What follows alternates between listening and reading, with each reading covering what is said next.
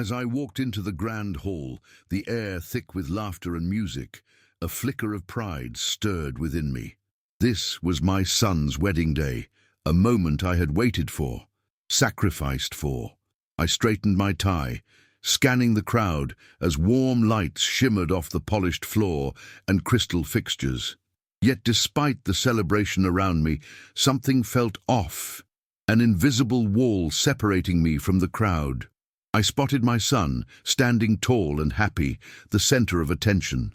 A swell of emotion rose, but before I could reach him, a figure stepped into my path. Victoria, his wife's mother, stood like a sentinel, her face set in a mask of icy disdain. Her voice cut through the hum of the reception with a cold finality. "Your presence isn't required here." The words struck like a silent blade. I blinked, steadying myself against the sting beneath my calm exterior. I had endured hardship before, but this public dismissal, this open exclusion, felt like an unforgivable betrayal. Around us, some guests glanced uncomfortably, while others turned away entirely, as if I was suddenly invisible. Her tone carried authority, a command that rippled through the room. The photographer caught her eye and hesitated, then shifted focus, avoiding any shot with me included. Gradually, I found myself edged out of the gathering, barred from photos where I should have stood beside my son and his bride. I stood silently, a ghost at the edge of a celebration, watching the family I helped build blur into a picture I no longer belonged to. No words came from me. My hands hung at my sides, but inside, a turmoil churned. I thought of all the years, the late nights and extra work, how I had pushed myself to give my son a future. The discord between that past and this cold present was a bitter pill to swallow. Despite the pain, my face remained composed, my breathing slow and measured. I had learned long ago that anger, unchecked, rarely serves justice. The music swelled, swirling couples twirled by, their joy a sharp contrast to my exclusion.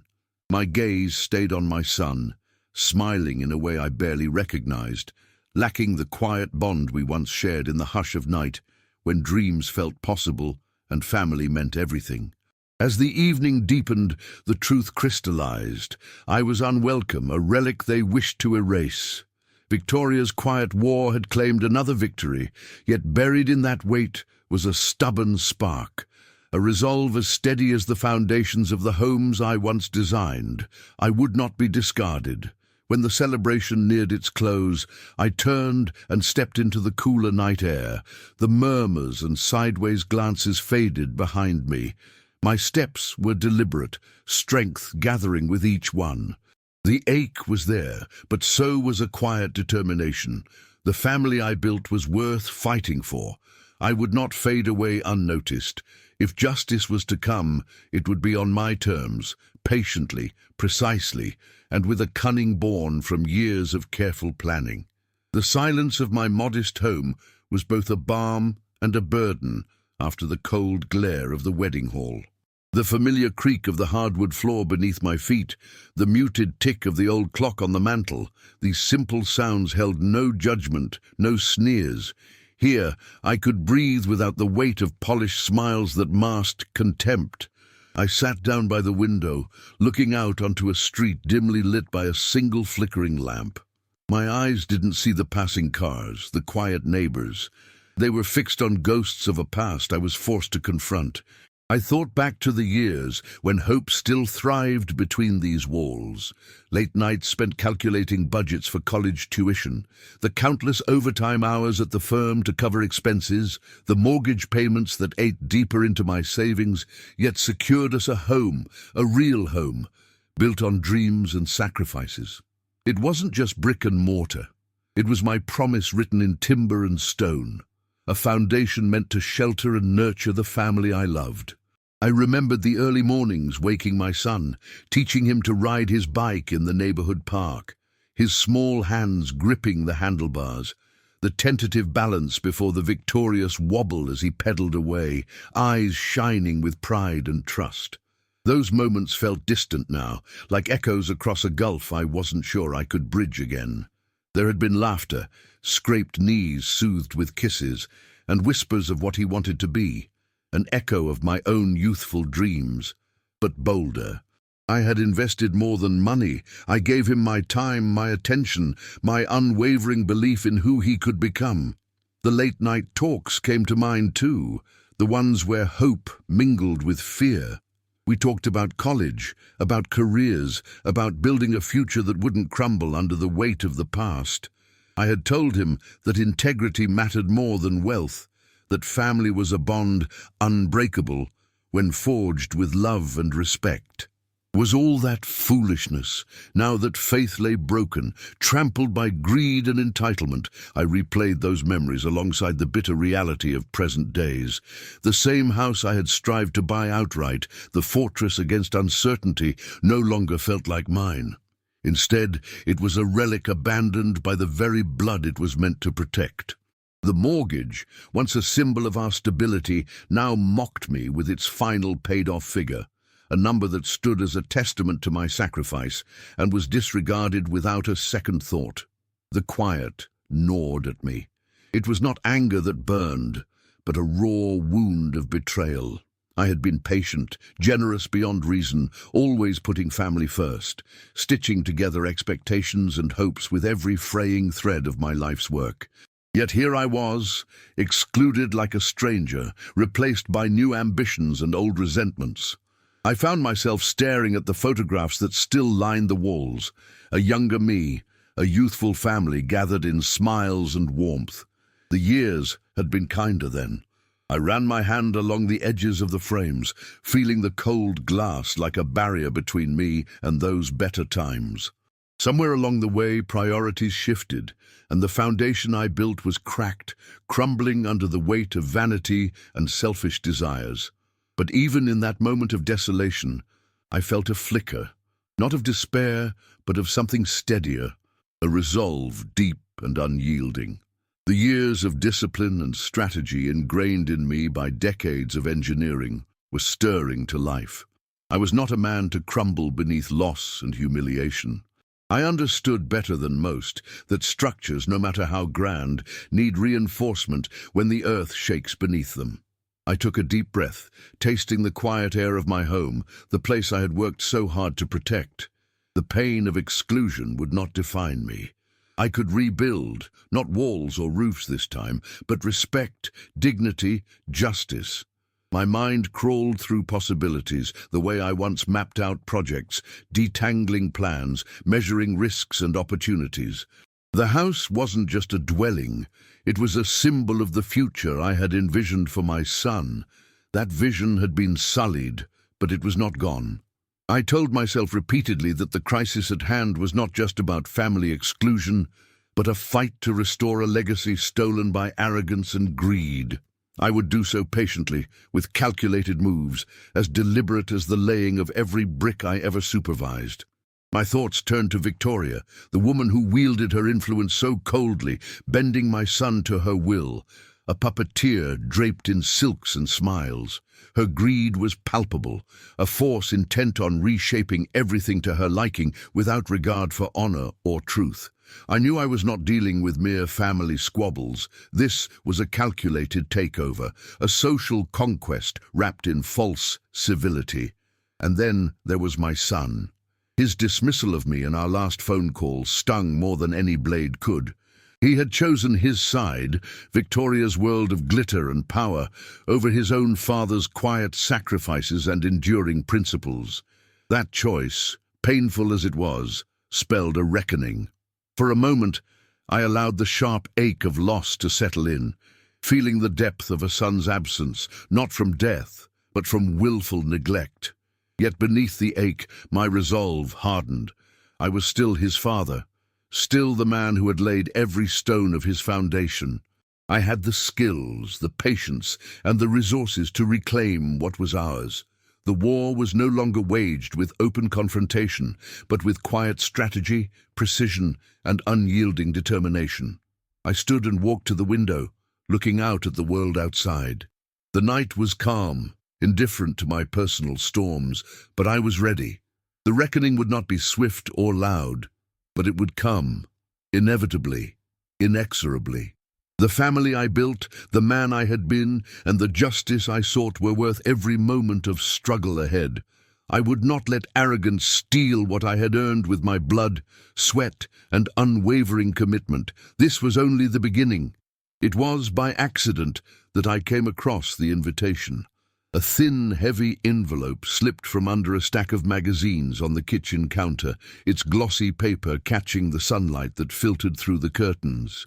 The bold font announced Victoria's upcoming birthday gala, a night draped in opulence and excess, an event crafted to showcase wealth and social standing. I felt an unexpected tightening in my chest as I held it, the extravagant spectacle it promised twisting my thoughts. That gala, it was more than a mere party. It was a stage, a showcase of everything they wanted me to believe was the world I no longer belonged to. My hand lingered over the invitation, the edges creased with the weight of unspoken challenges. It was an inadvertent window into the gilded cage they flaunted, a realm where my presence was clearly unwelcome, but which now became the battleground for the quiet war I intended to wage. I knew that circumstances had changed, that guilt and sentiment had little place now, only the cold clarity of a calculated plan. Shortly after, the phone rang, slicing through the silence of my study. My son's name flashed on the screen, stirring a bitter pit in my stomach even before I answered. His voice was curt, clipped, barely concealing the disdain I had come to expect. "I don't have time to argue, Dad," he said, the edge unmistakable. "Just understand that what's happening now isn't your concern." The finality in his tone was like a door slamming shut, echoing the cold dismissal I had swallowed hours earlier. That call crystallized something inside me. It was no longer about sadness or the hope for reconciliation. It was about reclaiming what had been stripped from me, and in doing so, restoring a sense of self-worth that had been trampled by arrogance and social climbing. I hung up and set the receiver down carefully, feeling the weight of isolation, but also the sharpening of resolve. There was no room for grief or weakness anymore. The man who had supervised sprawling construction projects with precision and foresight was stirring awake, bringing with him a clarity of purpose that refused to relent. I began to map my strategy methodically, as if this campaign was a complex urban development project where every move required exact calculation. The gala would be my first opportunity, a testing ground to break the illusion of untouchable grandeur Victoria had crafted so meticulously. I went back to the invitation, studying every detail, venue, guest list, even sponsors mentioned in the fine print. My mind connected dots, recognizing the social alliances and blind spots that could be exploited. I thought about Victoria's reputation, the rumored scandals whispered in the circles I had once been part of, but had long since been pushed out from. No one was entirely spotless, and society's shiny veneer often masked deeper fissures. My engineer's instincts urged me to gather every available piece of data. I started a discreet inquiry, checking financial records, subtle leaks in social media chatter, and mutual acquaintances who might be persuaded with careful conversation. I assembled the framework of a plan, not one of open conflict, but of quiet dismantling, a slow erosion of the foundation Victoria's empire rested on. Her greed and arrogance had left cracks I intended to pry open, exposing the rot hidden beneath. That same day, I reached out to an old friend, a sharp attorney whose expertise in family law and financial matters was as precise as any technical blueprint I had ever examined. We met in a nondescript cafe, the hum of conversations around us serving as a muted backdrop to the gravity of our discussion. Over cups of bitter coffee, I explained the situation. Victoria's influence, the legal overreach looming behind her social displays, and the subtle but unmistakable financial mismanagement threatening the legacy I had built. She listened carefully, asking the right questions, analyzing legal pathways and potential leverage points. It was a relief to have an ally who understood that this was a fight grounded in facts and law, not cries or accusations. We began to draft the outlines of a strategy that would use the system to level the playing field, allowing truth to emerge not with a bang, but with the persistent drip of consequences. Parallel to legal preparations, I started crafting my own presence for the gala. I was no stranger to blending into new environments. Years in project management had taught me the value of observation, of becoming a silent force capable of shifting dynamics without drawing attention. I considered the appropriate attire and demeanor, ensuring I would not appear as an intruder nor a defeated man, but as someone who belonged through quiet strength. Behind all this, my thoughts circled back repeatedly to my son.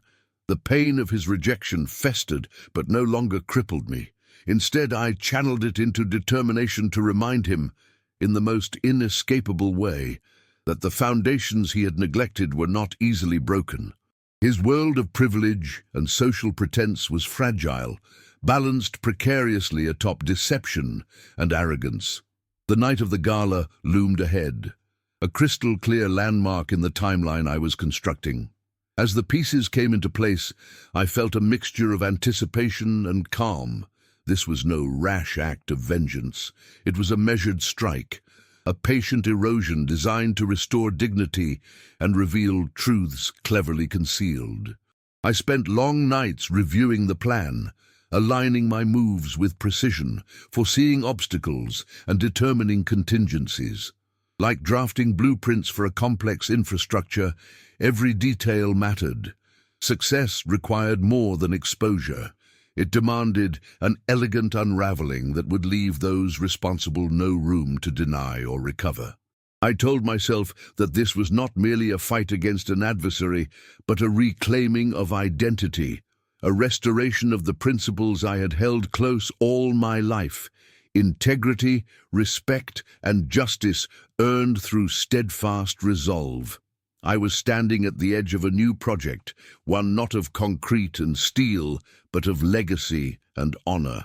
The world outside my window faded as I prepared. I was a man reborn through adversity, slicing through illusion with the cold light of truth and strategy.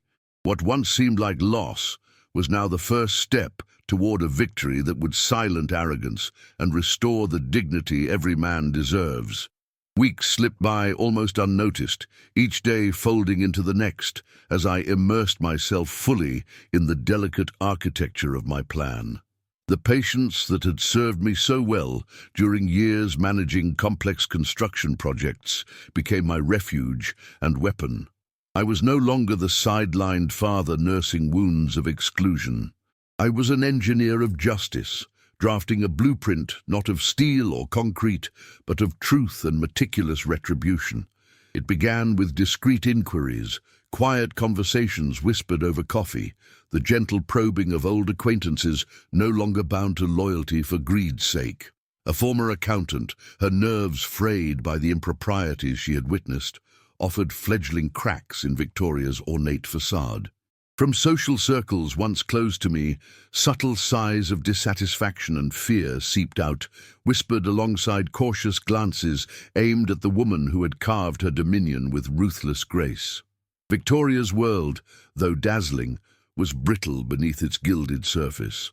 The lavish parties and smiling guests masked a landscape littered with delayed payments, mismanaged funds, and contracts reneged upon with little concern. Each irregularity I uncovered was a chisel strike against the polished veneer, another fracture in the fragile shell she wore to conceal the unraveling beneath. My nights became a symphony of soft lamplight and low murmurs of documents rustling. The papers spread before me like the blueprints of some immense, flawed construction. I examined financial records, cross-referenced transactions, and collected emails hinting at manipulation behind polished smiles. The picture emerged clearer by the day. Beneath Victoria's poised exterior lurked a reckless disregard for the lives and legacies depending on her stewardship. Parallel to financial discoveries, I sifted through the social web that upheld her reign. Event guest lists, hastily deleted social media posts, and the subtle dance of shifting alliances revealed a network as volatile as it was entwined. Behind carefully posed photographs and public praise came murmurs of clandestine deals and whispered doubts, voices barely audible but persistent. These undercurrents wove a silent narrative, one I traced patiently, each thread pulled revealing vulnerabilities disguised beneath layers of charm and influence. Preparing myself for the approaching gala was an exercise in understated power. I chose attire that spoke not of surrender nor of ostentation, but of quiet dignity, a color palette of grays and deep blues that melted into the crowd, commanding attention not through flash but through steady presence. Every stitch and fold was deliberate, chosen not for spectacle, but for the unshakable confidence I intended to embody amidst the glittering excess I would enter. In conjunction with those preparations, my legal counsel and I mapped out the terrain ahead with equal precision. The irregularities weren't simply breaches of conduct, they bordered on actionable legal offenses. Together, we assembled a framework to expose these errors not with uproarious accusation, but with the unassailable weight of evidence. The plan was an elegant demolition, a focused dismantling of lies where every revelation would leave no room for denial. This work demanded a steady mind and unshakable will. Night after night, the dual burdens of grief and strategy sat heavily on my shoulders. Yet beneath the weight, I found clarity. The dreams of my son's young eyes, hopeful and bright in those early years, fueled every deliberate move. This was no vendetta born from bitterness, but a restoration of what we had lost: trust, respect, and the true meaning of family. Conversation became a tool as I rehearsed the art of subtle persuasion, carefully crafted phrases designed to seed doubt without confrontation, to expose without accusation, to unravel tightly knit facades with gentle but persistent pressure. I had lived long enough to know the power of quiet words and timing. Reputations, like fragile structures, could crumble under the right application of unseen force. With every small victory, the withdrawal of sponsorships from Victoria's events, the ripple of unease spreading through her social circle, I saw the first fissures of collapse begin. Invitations extended with doubt, alliances reconsidered, whispers growing bolder and more frequent. The glittering chandelier that supported her status was beginning to sway precariously. Then, a decisive breakthrough arrived unexpectedly. A trusted confidant handed me a confidential dossier detailing unauthorized transfers of significant funds, diverted from company accounts into Victoria's private holdings. The document was meticulous in detail, a damning testament to the reckless greed hidden beneath the social veneer.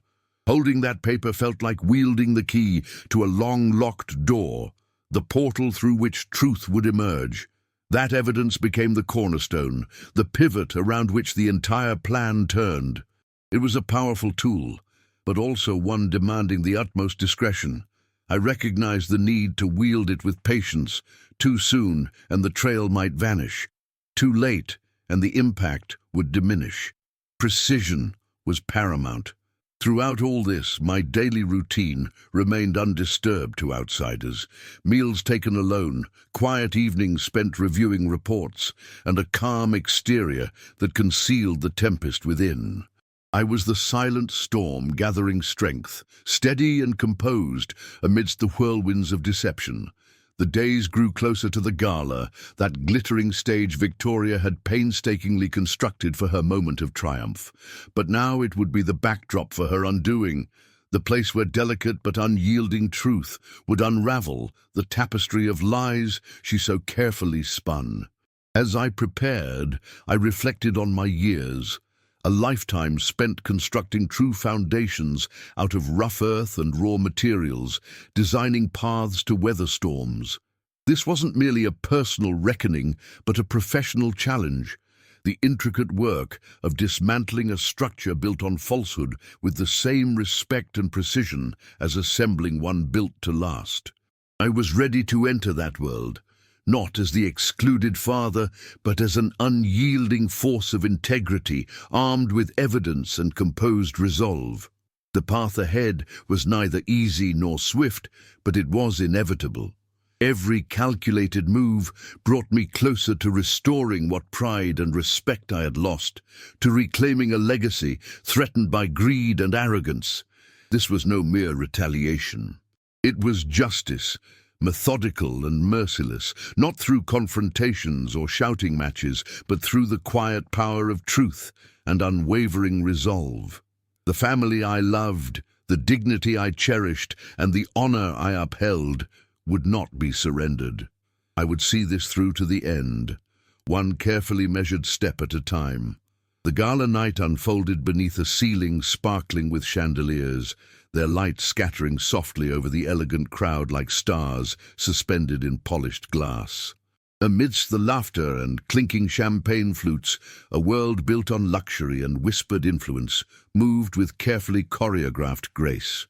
It was the kind of evening where every glance and gesture was part of a performance, where power was both worn and wielded like fragile porcelain. Into that realm I stepped quietly, an unassuming figure, cloaked with a quiet confidence born not of spectacle, but of a steadfast resolve forged through years of enduring and overcoming. My entry was unnoticed by most, a shadow weaving into the crowd with patience and purpose. Years of managing complex engineering projects had taught me the value of moving deliberately and fading smoothly into the background until the moment for action arose. My suit was unpretentious but impeccable, a muted statement of dignity that needed no flash to command respect. This was not the grand entrance of a defeated man, clawing for attention, but of one who belonged by virtue of quiet strength and prepared intention. Victoria's eyes found mine across the ballroom, a sharp flicker of recognition gleaming with challenge. She held her posture with the practiced poise of someone used to unchallenged control, her smile tight and carefully calibrated. I met her gaze without flinching, a silent exchange situated between poised civility and the storm that simmered beneath my calm. That glance alone knotted the air thick with unspoken tension, a duel fought not with raised voices, but the weight of presence and resolve. Throughout the evening, I began planting the first seeds of doubt with the precision of a master strategist. I eased into conversations like a skilled diplomat, threading cautious remarks about contracts delayed and payments unsettled. These whispers were not accusations, but insinuations. Questions floated casually to the right ears, those who could sense the underlying currents, yet dared not breach the surface openly.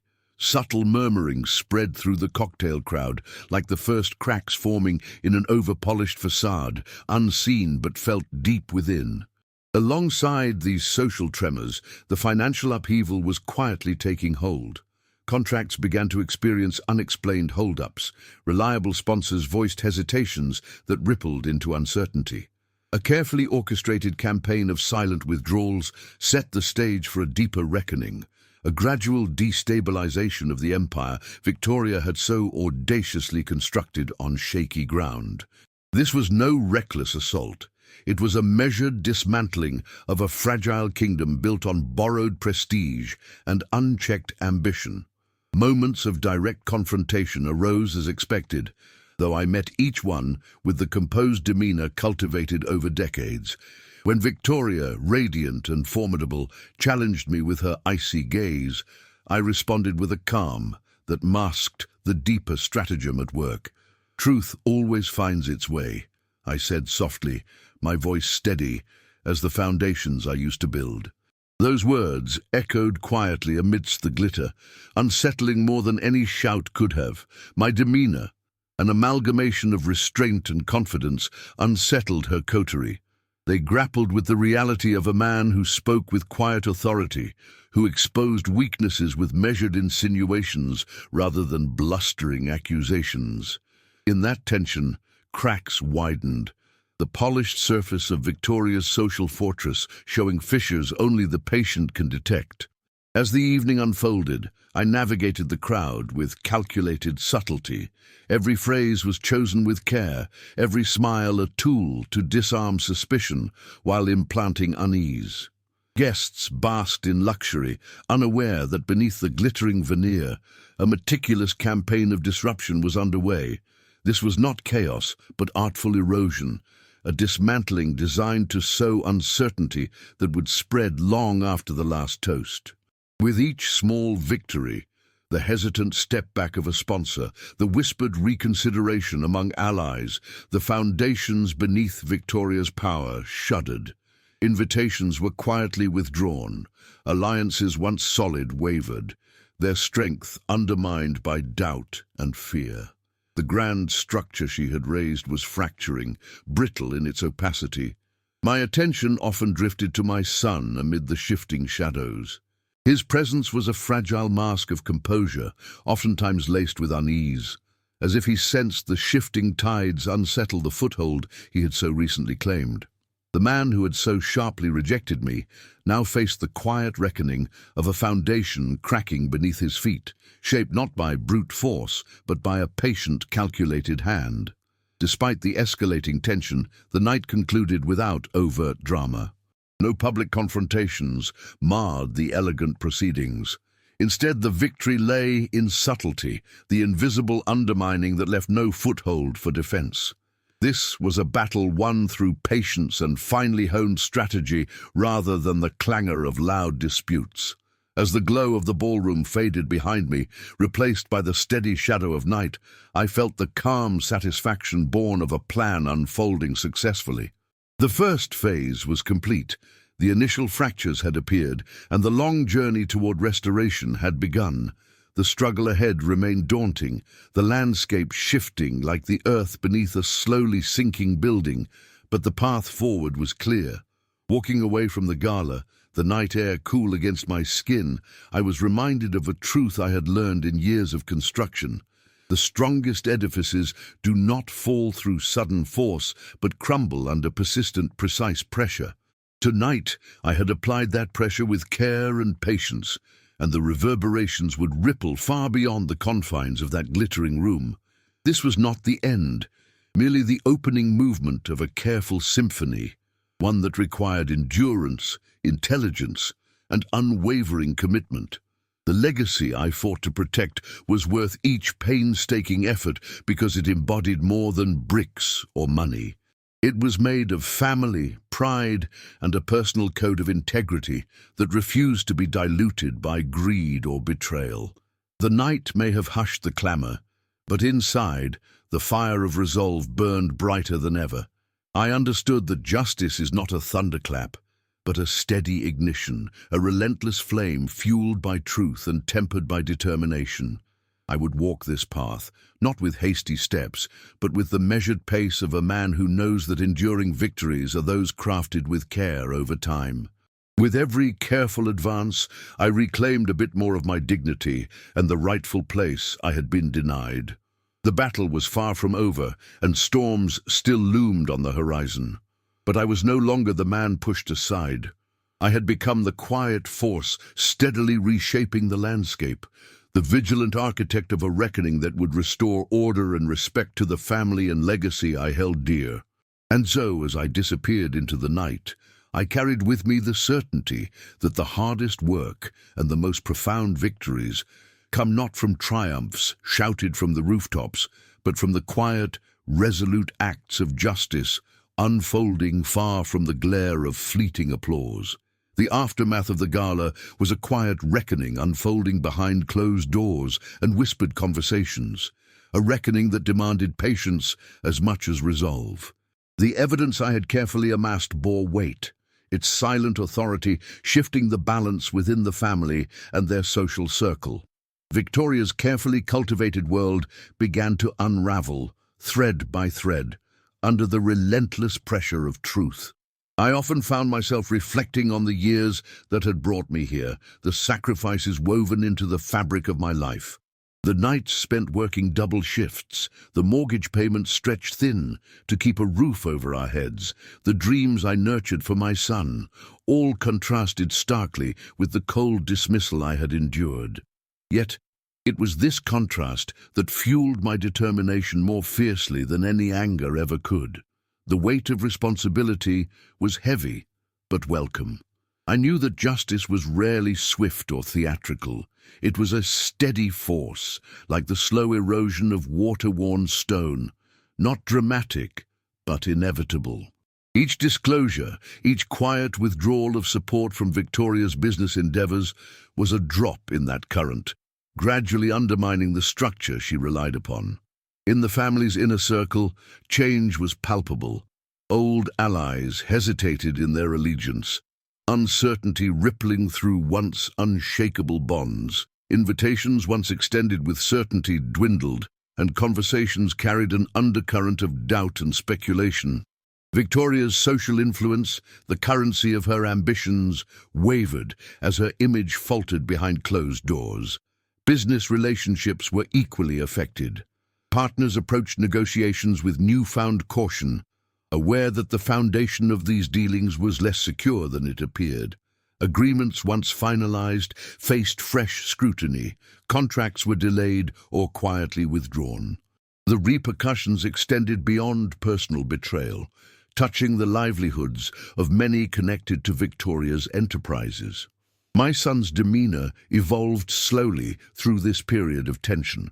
The initial sharp rejection of my presence softened into reserved dialogues that carried fragments of the respect I had long sought. His reliance on Victoria's world remained, but cracks had begun to appear in the certainty with which he had embraced that life. I detected in him a quiet struggle between loyalty and the awakening awareness of truths I had laid bare. Though distance remained between us, the subtle shift allowed for conversations that hinted at reconciliation, not of past wounds forgotten, but of understanding slowly rebuilding. I spoke with him about the values that had once defined our family: honesty, perseverance, and the importance of standing firm in the face of adversity. Those values, I hoped, would serve as the bedrock for healing. Legally, we progressed with caution and calculated strategy. My attorney advised incremental moves, emphasizing the importance of evidence and procedure over impulsive action. Every piece of data was verified, every testimony corroborated.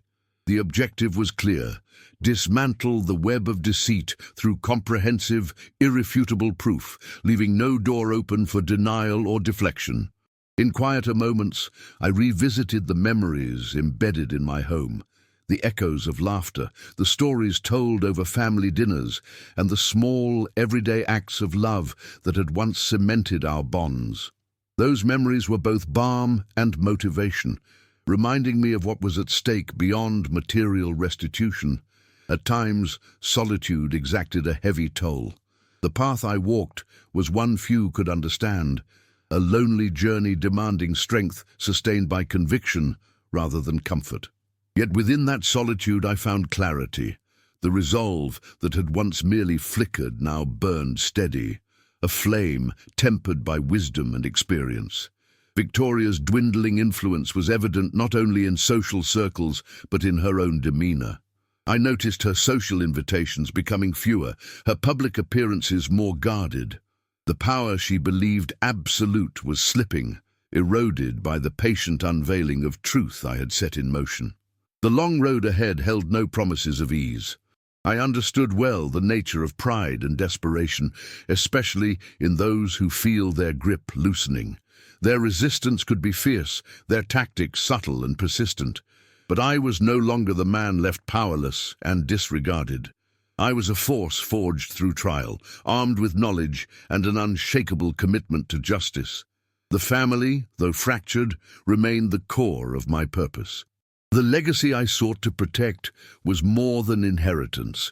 It was the embodiment of values passed from generation to generation. The fight was for honor, for the integrity quietly carried in everyday actions, and the respect that must be earned, not demanded. Each day was a deliberate step forward, a balance of careful negotiation, strategic patience, and unwavering moral clarity. I knew that the most enduring victories are crafted not in sudden outbreaks of emotion, but in the steady, resolute work done away from the spotlight. And so, I continued this journey, embracing the hardships and small triumphs alike. The truth was gaining ground, its light piercing through shadows long cast by betrayal. The family's soul, our shared history and hopes, was not lost. It lived in every choice I made and every moment I held to the belief that justice, tempered by patience and integrity, would ultimately prevail. This was no moment of finality, but the unfolding of a story still being written, a story of restoration, courage, and the quiet reclaiming of dignity. And in that story I stood firm, ready to see it through, with the steady heart of a man who knows that the greatest legacies are those built on enduring truth and unwavering resolve. The morning light filtered softly through the curtains, casting a warm glow across the rooms, steeped in many years of memories and sacrifices. In the quiet that filled these walls, I found myself reflecting on the long road that had led me here, a path marked by betrayal, resilience, and a relentless pursuit of justice. The echoes of laughter, the shared dinners, the whispered dreams from years past. They were more than just recollections. They were the foundation that nothing, not arrogance nor greed, could ever truly shake. Victoria's hold on the family and social circles had all but crumbled. Her name, once carried with whispered reverence in high society, now passed with cautious distance. Invitations to her ostentatious gatherings grew sparse, her appearances less frequent and more guarded. The empire she had so boldly constructed with cold ambition was now a fragile house of cards, shaken by truths unveiled with patience rather than fury. My son, caught between the shadows of influence and the light of revelation, began to take tentative steps toward a different understanding. The wall he had once built around himself showed cracks, an acknowledgement that the world he had embraced was built on uncertain ground. Our conversations, once marked by silence or terse dismissals, found gentle openings where words of reflection and regret could breathe. Those moments, though fragile, carried more weight than any easy reconciliation. The home I had purchased and nurtured, brick by brick, stood not just as a structure of timber and stone, but as a testament to years of perseverance and love. It had witnessed the joys and the struggles, holding within its walls the essence of what I held most dear, the family legacy, the values of honesty, strength, and unwavering commitment. This house symbolized resilience, a fortress against the tides of betrayal and loss. In reflecting upon this journey, I understood fully that dignity is not something granted in the heat of fleeting victory, but earned through the quiet endurance of hardship. The battles waged behind closed doors, the persistence through despair and isolation, they carried a weight that overshadowed any moment of public acclaim. Real strength, I saw, lies not in the explosive confrontations, but in the steadfastness to carry on when the world seems indifferent. Having walked through the pain of exclusion and betrayal, I emerged tempered, not broken. My bitterness transformed into composed determination, a force anchored deeply in principle and unwavering truth. The scars I bore were reminders not of defeat, but of survival, each a testament to a man who refused to capitulate to injustice. Though I now walked a path that few accompanied, the solitude was a mantle I bore with honor. The family I built was no longer a mere legacy or possession, but a living tribute to resilience and love. No fortune, no folly could ever steal the dignity crafted painstakingly over years long past. In those quiet moments of reflection, I grasped a truth carved by experience. The measure of a man is not weighed by the battles he screams about, but by the dignity he maintains silently amid adversity. With that enduring belief, I stepped forward, embracing the unknown not as a victim, but as the architect of a life reclaimed, steadfast, resolute, whole.